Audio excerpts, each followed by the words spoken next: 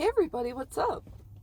I want to talk about how women need to take their rightful place in the world, and not just in society, but in their homes as well. I was born into a Catholic family, and both of my grandmothers were stay at home moms. My maternal grandmother had 8 children, plus miscarried a couple, and my paternal grandmother had 3.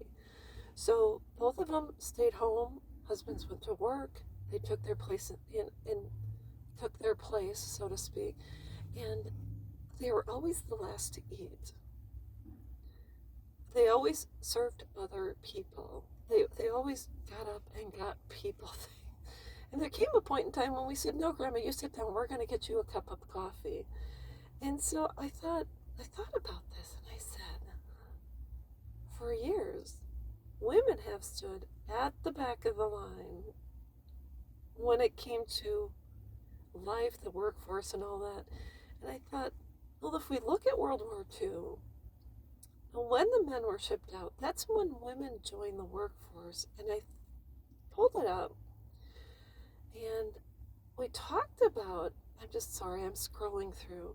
Women entered the workforce in unprecedented numbers during World War II, specifically due to the severe labor shortages caused by millions of men leaving to serve the military. And that's when 6.6 million women joined the workforce, the labor force, taking on crucial roles in manufacturing, engineering, and defense production. And so then when those men came back from the war, after World War II, millions of women were laid off from high-paying industrial jobs as men returned to the workforce, forcing many women to transition into lower-paying jobs known as the pink-collar jobs. It says about 4.6 million women lost their jobs as early as 1946 as war production ended and seniority policies favored returning veterans, which I understand that. But then I thought another thing. I said, maybe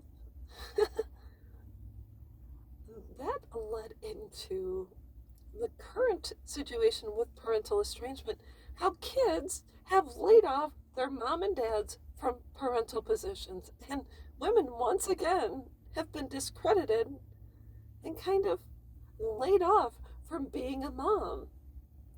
So it is of no surprise, nor should it be, that women who were considered lesser than, unless the men were off to war, of course, then they, of course, filled crucial roles.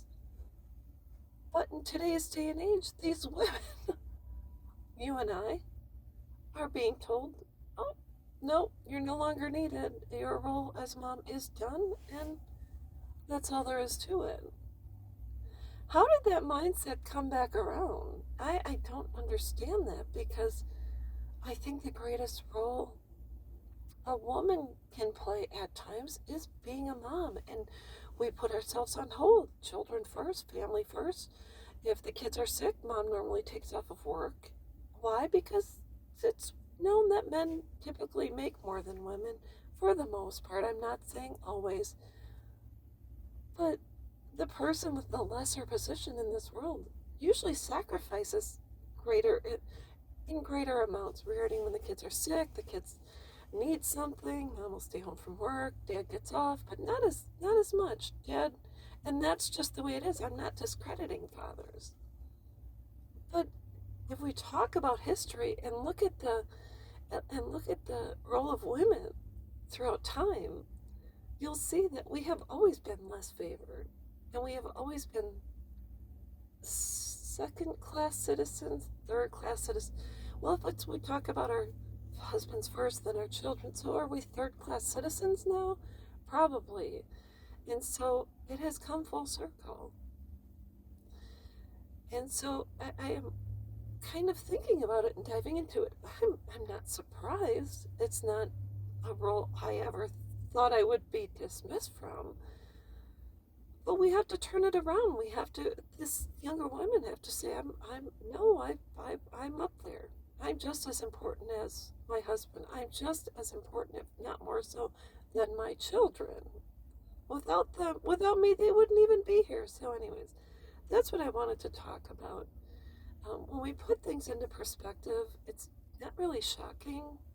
It should be, but it's not. But anyways, I hope this helps, and I hope you're having a great day. I will be back.